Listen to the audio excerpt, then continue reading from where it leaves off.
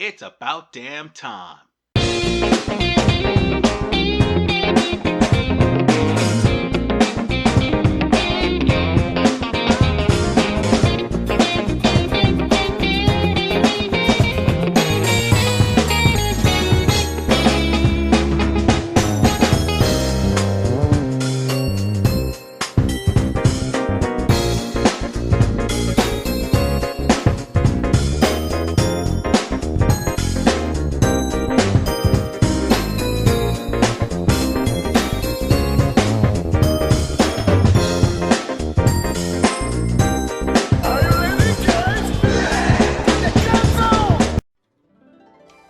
Well, it was only a matter of time before I did a review for this game, cause I did do the expansion and covered special as well, much to my utter dismay.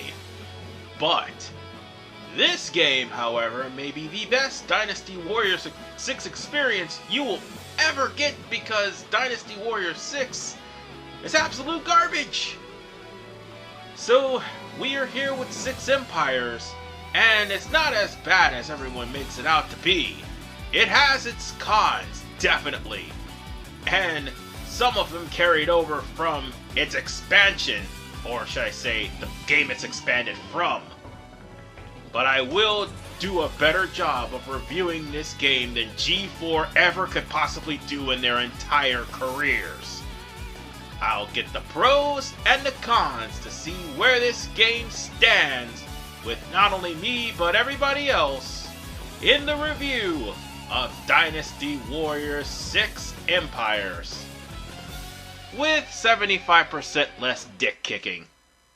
With that said, let's go. If doubling down was a game, then Dynasty Warriors 6 Empires would be that game. Most definitely so, because it doubles down on having 6 characters MIA until Dynasty Warriors 8, with 8 being the debut or return of Swole Sir. It doubles down on RNG, where random officers will show up, or random events like Lu Xun doing damage to your troops, or Dao Qian taking your troops, or Lu Meng showing up and going away for 3 turns just to learn flames over and over again, is RNG. Let's not forget about the fact that there are objectives. These objectives are not really achievements. They're going to get you bonus points. Bonus points for not only new game plugs, but primarily for buying other things in the shop. Now here's the thing. You don't have to play this on Master or Chaos mode. You only need to play one. But if you play all of the objectives, there is a nice little glitch that'll make sure that you never get bonus points ever again.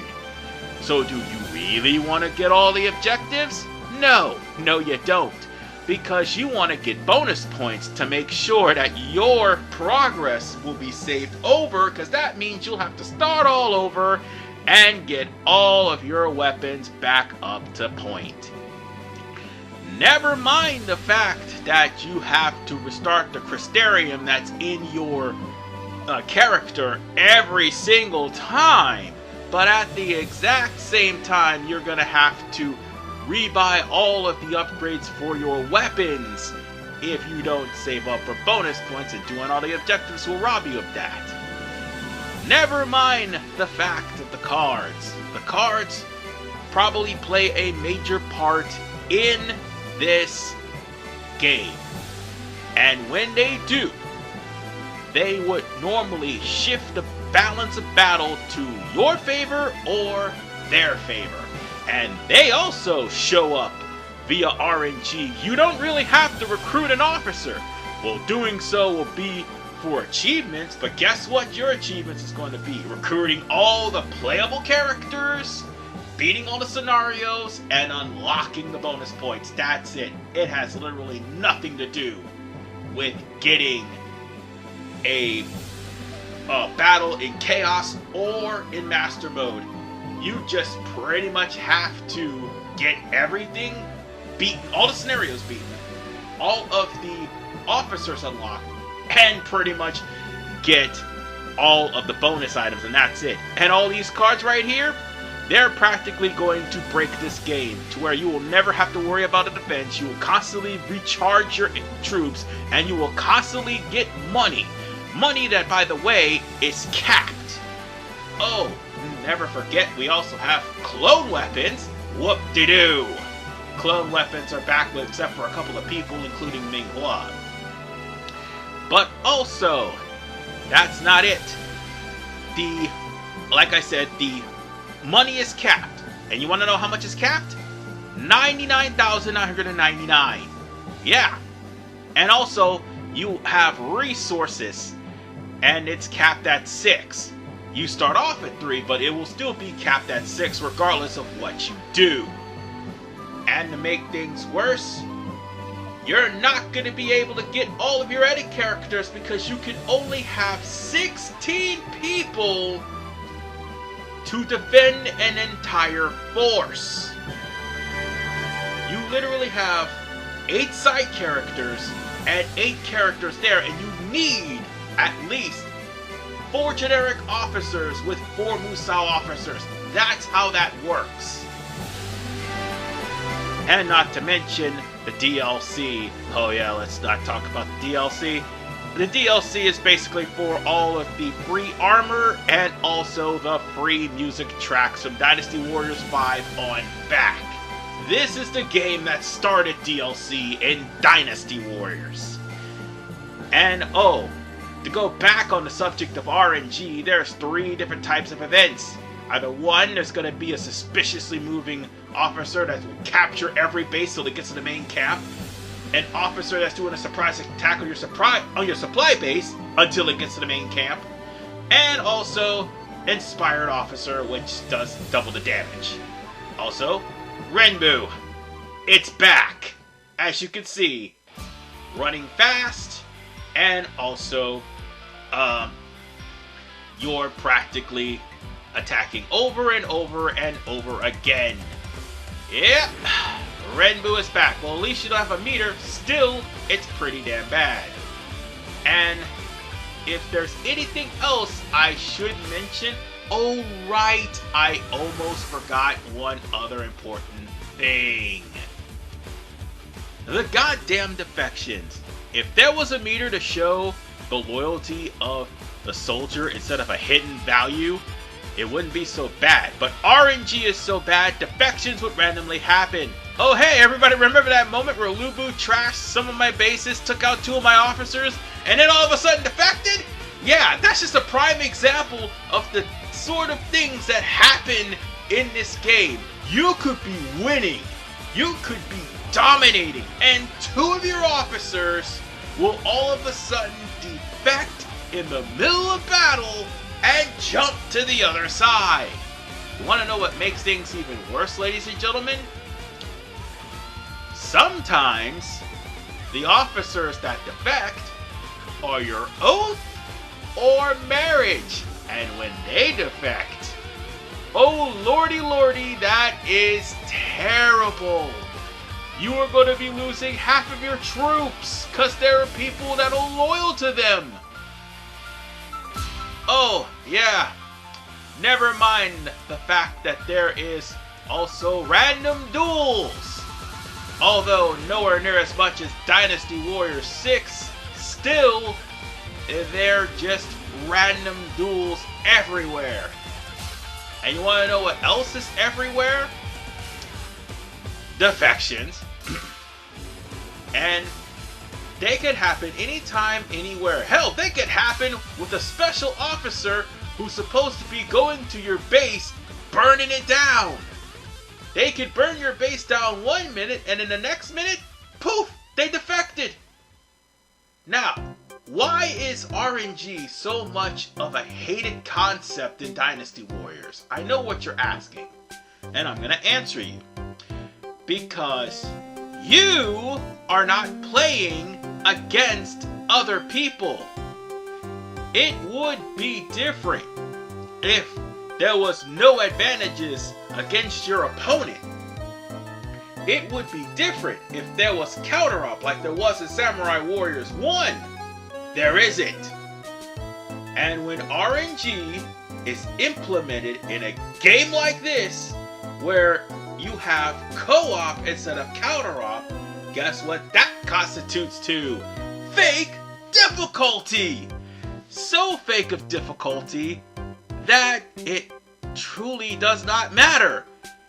You'll still end up having the odds against you, but you'll still end up winning in the end. So it doesn't really matter. Oh, and one other thing. There is two types of people, by the way. And those two types of people, either one, serve the Emperor, or two, refuse to donate to the Emperor and then ascend the throne. Those are your only choices. There's no heel policies, there's no face policies, and unfortunately there's no further reason to stay with the cons. So let's go to the pros. Despite the restrictive gameplay of Dynasty Warriors 6 Empires, you have a lot of custom officers to choose from to create. I'd say about 40 of them, which is much more than Dynasty Warriors 5 Empires and Extreme Legend. Let alone that you now have more customization options with your hair, your skin, and your face, much more than the aforementioned Dynasty Warriors 5 Empires and Extreme Legends. And on top of the fact that they further now emphasize on the build, they have it as a default button push, or you could scale it the way you like. You can also do the same thing with your female characters, and it actually goes even further to try to scale a little bit more onto the appearance. In fact, whatever you get from DLC and also from beating the game once will be available, and there's actually a lot more to choose from than Dynasty Warriors 5 Extreme Legends and Dynasty Warriors 5 Empires. Needless to say, that is a lot of customization you can use, not just for the males but for the females too. The motion may be limited because of the, clone weapons, but at least you'll have different edit characters appearing into your Empires mode with a lot of weapons. Oh, there is one good thing. At least they brought back the horse jump. At least they brought back the swimming. At least they brought back the climbing. Because if you play Dynasty Warriors 6 Empires, you're going to be jumping for joy because 6 Special took all of that out. Also, further into customization, they have different voice options. So that way you'll be able to raise the pitch of your character's voice first in the Dynasty Warriors series, not to mention other first in the Dynasty Warriors series, being able to change your ability based on your character as opposed to just having a different style attached to a weapon like in Dynasty Warriors 5 Empires and also Extreme Legends. But you not only put your very first special, but you can also put any card you want in order for you to be able to give yourself the upper hand. And again, there is a multitude of characters to choose from. Like the one I have myself, that I went there and put new policies on. So that way I'll have at least a council card at the beginning of the game. But that's not all, folks. There is one more thing that I can mention because of the fact that it's available. Well, actually a few more things, not just one more. And for the first time in this game, marriages and oaths, while RNG is a pain in the ass, they actually can be a good thing, because they can actually give you items, they can actually be your high-ranking officer and will level up quicker than everyone else. So yeah, they're pretty good. Also, this is the first game that will allow you to not only be a ruler, but also be an officer. And at any time, you can step down and become an actual officer for somebody else. And also, you can start off as a vagabond, like I did in my Dynasty Warriors 6 Empires playthrough, to raise up your flag against the ruler. Even though that would eventually wait for the whole entire legal landscape to do that and take care of the guy that has the plans, still, you can raise up your flag and also be an officer and serve somebody. But not just that, you have the blacksmith that will forge your weapons. You have the Crystarium that is now able to be bought, and you can train officers if you have the land to go to them. And when you do, your troops will be better off.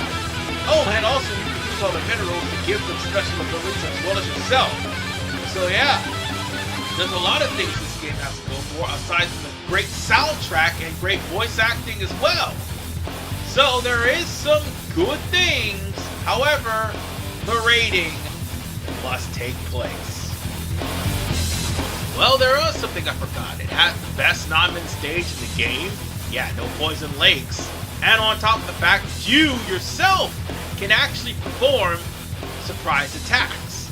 And with ruler cards, it'll make it a lot more easier. So now we can go on to the rating. And with everything compiled, it is now time for me to give the rating for this game. Dynasty Warriors 6 Empires gets an average. And there is a reason why this game got the rating that it did, despite it being a guilty pleasure. Everything that you saw that is a pro was either bastardized or taken out of Dynasty Warriors 6 Special. Hell, you don't even have to play Dynasty Warriors 6 Special, or 6 for that matter, just to enjoy the game. But even then, it has a lot of faults. The character's still missing. Difficulty doesn't matter. I mean, there was one point in difficulty I didn't mention that you can literally win by doing absolutely nothing. The Renbu fighting system is back, but most importantly what hurt it was the RNG and the restrictive gameplay. Gameplay, by the way, that was more free and open-ended in Dynasty Warriors 5 Empires. So it literally took a step back. I mean, for all the good, though bad definitely outweighed the good, still, it is by far the best Dynasty Warriors 6 experience you're going to ever have without playing Dynasty Warriors 6 or 6 Special. And that is as much as I'm going to say about it. I mean, this game needed more time in the oven, and Koei gave up on it. But that still does not stop me from having a bit of a guilty pleasure in playing the game for you guys, or playing the game for myself off screen at home. At the end of the day, at least from the games that I'm going to be reviewing from 5 onward, they're actually the better games. At least you'll see where Koei came a long way from. And on that note, ladies and gentlemen, I'll see you all next time on the next review.